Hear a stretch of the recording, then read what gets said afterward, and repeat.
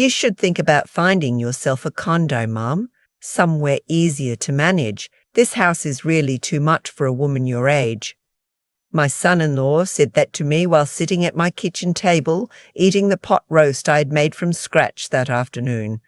My daughter was right beside him, looking down at her plate. She didn't say a word. I'm 66 years old. I raised my daughter in this house. I painted every room in it, replaced the roof twice, planted the garden out back with my own 2 hands after my husband Raymond passed away 8 years ago. I paid off the mortgage 18 months before he died because I wanted us to own it free and clear before we got too old to enjoy it. This house that was apparently too much for a woman my age, had been mine since 1991. I didn't say anything that evening. I just refilled the bread basket and changed the subject. But something shifted in me at that table, something quiet and irreversible, like a door clicking shut. Let me back up. My daughter Cassie, we always called her, married a man named Troy 4 years ago. I liked Troy well enough at first.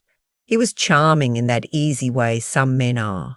The kind of man who remembered to compliment your cooking and held doors open and called you the best mother-in-law a guy could ask for. I believed him. I wanted to believe him. When they announced they were moving back to Halifax after a few years out in Calgary, I was genuinely happy. Cassie is my only child. After Raymond died, this big house on Beaufort Crescent started to feel very quiet in ways I hadn't anticipated, the winters especially. So when they asked if they could stay with me temporarily, just until they found something, they said, 3 months at most, I didn't hesitate. Of course, I said, stay as long as you need. That was 2 years ago. The first year was fine mostly. There was an adjustment period, as there always is when adults share a space. Troy liked the television louder than I did. He left dishes in the sink in a way that I found difficult to ignore. Small things. I told myself this was what family looked like. Imperfect and lived in and worth it, because Cassie was happy and I wasn't alone anymore. But somewhere in the second year, things changed in ways I found hard to name at first. Troy started referring to the house as our place when talking to friends. He rearranged my living room furniture while I was visiting my sister in Fredericton and told me, when I came home and asked about it, that the old layout blocked the natural flow. He signed up for a premium cable package on my account without asking and seemed genuinely puzzled when I brought it up. Cassie smoothed things over. She was good at that. He means well, Mum, you know how he is. And I did know how he was, increasingly. That was the problem. The comments about the house started gradually. Troy mentioned once that the backyard was a lot of upkeep for one person. Never mind that he had never once picked up a rake since moving in. He mentioned that the stairs might become an issue down the road. He mentioned that a woman alone didn't really need 4 bedrooms. Each comment arrived wrapped in a kind of performative concern that I recognized by then for what it was. I started sleeping badly. I found myself moving through my own home with a new self-consciousness I hadn't felt since I was a young woman in someone else's space. I'd come downstairs at 7 in the morning and feel, in some indefinable way, like I was interrupting something. My own kitchen, my own coffee maker, my own 7 in the morning. The pot roast dinner was in October. The following month, Troy brought it up again, more directly this time. He and Cassie had been looking at listings in the West End. Nothing wrong with that, I thought finally. And over Sunday breakfast, he mentioned that they'd seen a duplex they really loved. A good investment, he said. The numbers made sense. The only thing was the down payment. He looked at me when he said it. I asked him what that had to do with me. He smiled the way he always smiled, patient, reasonable, as though explaining something to someone a little slow, and said that if I were to sell the house, I'd have more than enough to help them buy their place and set myself up somewhere comfortable, something low maintenance. A nice 1-bedroom in a seniors building maybe, somewhere closer to the Hydro Stone. You'd have community, he said. People your own age. I put down my fork. I looked at my daughter. She was looking at the table again. I'll think about it, I said. And that was true. I did think about it. I thought about it for the rest of that day and most of the night that followed. I thought about what Raymond would have said, and I knew exactly what he would have said because he had a gift for cutting through pretension with a single quiet sentence. I thought about the summer I spent painting the upstairs bedrooms by myself, 2 weeks after his diagnosis, needing to do something useful with my hands. I thought about my mother, who had let herself be moved into a series of progressively smaller spaces in her last decade, and who, at the end, lived in a single room overlooking a parking lot, and who I think died a little early because she had let herself be persuaded that she didn't need much. I was not going to do that. But I also didn't say any of that to Troy, because by then I had started to understand that what was happening in my house was not a conversation. It was a negotiation, and I had been participating in it as though it was something else entirely. That was going to stop. I called my financial advisor the following Monday. Her name is Anita, and she has been with me since Raymond and I were first starting out. I told her I was thinking about making some changes and I needed her honest advice. We met for lunch at a place we both like on Acrola Street, and I laid out everything. The house, the equity, what I was thinking, what I wasn't willing to do.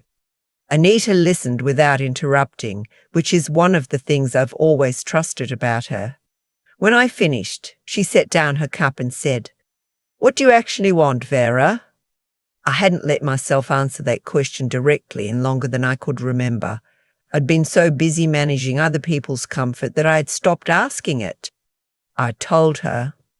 I had been reading, in the past few months, about Portugal, specifically about a program the Portuguese government had been running to attract retirees, a tax structure that was genuinely favourable for Canadians living on pension and investment income. I had a friend, a woman I'd known since our children were in school together, who had moved to Porto 3 years earlier and who sent me photographs that made something in my chest ache in the best possible way. Cobblestone streets and afternoon light and a small balcony overlooking the Douro. She was taking a ceramics class. She had learned to make pastéis de nata from her neighbour's grandmother. She had sent me an email once that simply said, "I don't know why I waited so long." I had read that email at my kitchen table while Troy was in the next room watching television at a volume that made the walls hum. And I had felt something I was only now willing to name as longing. Anita and I talked through the numbers for 2 hours. The house on Beaufort Crescent in the current Halifax market was worth substantially more than I had mentally registered. Homes on my street had been selling in the upper 500s, some clearing 600,000 depending on condition and timing. Mine was in good condition. I had kept it up. With the mortgage long paid off, the equity was entirely mine. A very comfortable apartment in Porto, a real one with a second bedroom and a view worth having, ran between 200 and 250,000 Canadian at current exchange rates. I would have money left, real money, a cushion that would let me live without anxiety for the rest of my life, travel when I wanted, visit Cassie if and when things were different. Anita walked me through the Canada Pension Plan implications, the tax treaty between Canada and Portugal, what it would mean for my provincial drug benefits, the practical pieces that determine whether a beautiful idea is actually livable. By the end of lunch, I had a clear picture, not a fantasy, a plan. I asked her not to mention any of this to anyone. I trusted Anita completely and I knew she wouldn't, but I needed to say it. I drove home and made dinner and sat through another evening of television noise and casual remarks about the neighbourhood's changing demographics, and I smiled and nodded and said very little. Inside, I had become a completely different person than the one who had been shrinking slowly over the past 18 months. It takes a surprising amount of calm to move towards something good. I had expected urgency, even panic. Instead, I felt, almost from the moment I decided, a kind of settled clarity that I hadn't felt in years. I moved through the weeks that followed quietly and efficiently. I called a realtor I had known for years, a woman who had sold 2 houses on my street the previous spring. I told her I was thinking about listing in February and what she thought the market would do. She came over one afternoon when Cassie and Troy were both at work and walked through every room with an eye. I found enormously reassuring. She thought we'd have no trouble. I began sorting through decades of accumulated life in the evenings after the house was quiet. Not frantically, not sadly. There was a peacefulness to it that surprised me. Raymond's old woodworking tools I donated to a men's shed program a few blocks away. Furniture I wasn't taking, I photographed from Marketplace, and the responses were immediate and generous. I sold my grandmother's china to a woman in Dartmouth who collected it specifically and who cried a little when she picked it up, which felt like the right ending for it. I made arrangements with my bank for an international transfer account. I applied, with Anita's help, for the Portuguese non-habitual resident tax status. I researched neighbourhoods in Porto until I could have described them from memory. Bonfim, Miragaya, the quieter parts of the Cedo Fita parish. The listing went live on a Thursday. By Saturday, we had 3 offers. I accepted one on Monday morning, possession in 60 days. The offer was clean, no conditions, full asking price. I had not told Cassie. I had not told Troy. I told them on a Tuesday evening after dinner. I had made a simple meal, nothing elaborate, and when we were still at the table with our tea, I said that I had some news to share. Troy looked up. I told them I had sold the house, that the possession date was in 60 days, that I was moving to Porto, Portugal, and that I was very much looking forward to it. There was a silence that I can only describe as the kind that happens when a room has to recalibrate entirely. Troy was the first to speak. He said, "You? What?" in a way that managed to be both a question and not really a question at all. Cassie's face was something harder to read. I watched a series of things move through her expression. Surprise, then something that might have been hurt, then a complicated recalibration of her own. Troy started to explain to me why this was impractical. The logistics, my age, the language barrier, my health. My health is fine. I see my doctor every year. My blood pressure is the envy of women half my age. He mentioned, without quite meaning to reveal that he had been thinking about it, the down payment again. I let him finish. Then I said gently but very clearly that the house had always been mine and this had always been my decision to make, that I had thought about it carefully and made it carefully, that I hoped they would find something that worked for them in the next 60 days, and that I was confident they would. Cassie said, "Mom, were you planning this the whole time?" I looked at my daughter, who I had raised, who I loved in a way that went past language, and I said, "I've been thinking about what I needed for a while now. I'm 66 years old, Cassie. I have a lot of living left to do." She didn't say anything else that night. Neither did Troy, which was unusual. The next 60 days were not entirely comfortable. Troy moved through the house with a kind of stunned tightness that I tried not to read too much into. Cassie and I had a difficult conversation about 2 weeks in, sitting on the back porch on a grey November afternoon. She asked me if I was doing this to punish her. I said no. I said it honestly, and I meant it. I told her that what was happening in this house had made me see clearly that I had been making myself smaller for a long time, and that it wasn't only Troy who had allowed that we had both let things go unsaid, and that I hoped we could do better going forward. She cried. I cried. We sat out there long enough that we both got cold. That conversation mattered to me. Whatever happened next, I needed her to understand that I wasn't disappearing from her life. I was just finally at 66 beginning to live my own. The movers came on a Wednesday.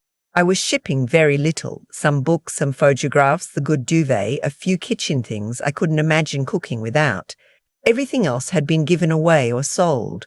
Standing in my empty living room for the last time, I expected grief and found instead something that felt more like gratitude. This house had held my whole adult life. It had done its job. Now I was going somewhere new. My flight connected through Lisbon. I had a window seat. When the coast of Portugal appeared below me in the early morning light, pale and certain through the thin cloud, I leaned my head against the cold glass and felt something I hadn't felt in a very long time. I felt like myself. The apartment I had rented, with the option to purchase, which I was exercising in the spring, was on the third floor of a building in Bonfim, on a street narrow enough that neighbours on opposite sides could hand things across to each other from their windows, which I was told they sometimes did. The ceilings were high. The floors were original tile, blue and white geometric patterns that someone had maintained beautifully for longer than I had been alive. My bedroom window looked east toward the river. My friend picked me up from the airport. She looked younger than when I had last seen her in Halifax, or perhaps just more like herself. Over coffee at her kitchen table, she told me about the ceramics class, about the market she went to every Saturday, about the woman downstairs who had started teaching her to make soup the right way. "You're going to love it here," she said. I already did. Troy and Cassie found a rental in the North End, I was told, and we're still looking. Cassie and I text fairly regularly now. Last week, she sent me a photo of a house she was considering, asking what I thought of the kitchen layout. I sent back my honest opinion and a photo of the view from my balcony at 6 a.m, the sky doing something extraordinary over the rooftops. She sent back, "That's really beautiful, Mom." I know she meant the view. I think she might have meant something else too.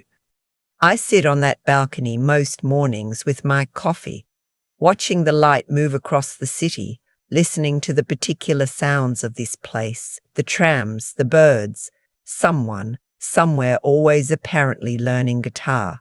I am learning Portuguese, badly but sincerely, from a teacher who comes twice a week and has the patience of someone who genuinely loves her language. I have found a walking group, 3 mornings a week, made up of a rotating cast of expats and locals who know all the hills and all the good spots to stop and catch your breath.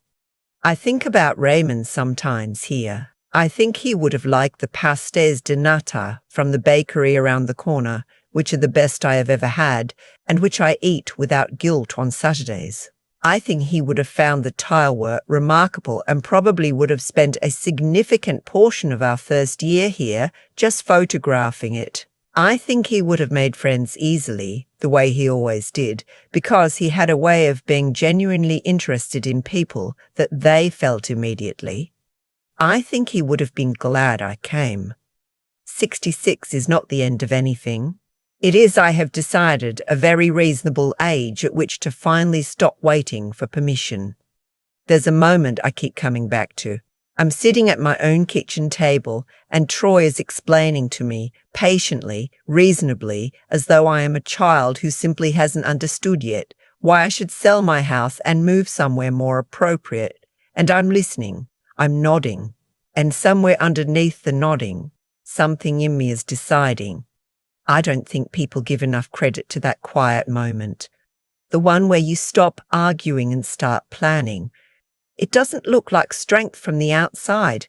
It probably looked like surrender. But it wasn't. What I've come to understand sitting on my balcony in Bonfim with coffee, I didn't rush through, is that everything that happened followed from choices. His, mine, Cassie's. Troy had spent 2 years making small decisions that added up to a large one, that this house, and by extension my life in it, was a resource to be managed rather than a home to be respected. That wasn't something that happened to me. It was something that grew incrementally from a certain way of seeing other people. You can call it what you like, but I think the simplest word for it is a failure of basic decency, the kind that asks you to consider, before you speak, whether the person across from you has a life and a history and a set of rights that exist independently of your plans for them. I made my own choices too. I let things go unsaid for too long because I confused keeping the peace with keeping the relationship. Those are not the same thing. Real love, the kind between a mother and a daughter, between any two people who intend to stay in each other's lives, requires honesty even when it's uncomfortable. Cassie and I had that conversation on the back porch in November, the one where we both cried and got cold. And I think it was the most important conversation we'd had in years. It didn't fix everything immediately, but it was real. That matters more than comfortable. The practical part. Selling the house, researching Portugal, sitting down with Anita and actually running the numbers. That took a different kind of strength, the kind that requires you to think clearly when your emotions are loudest.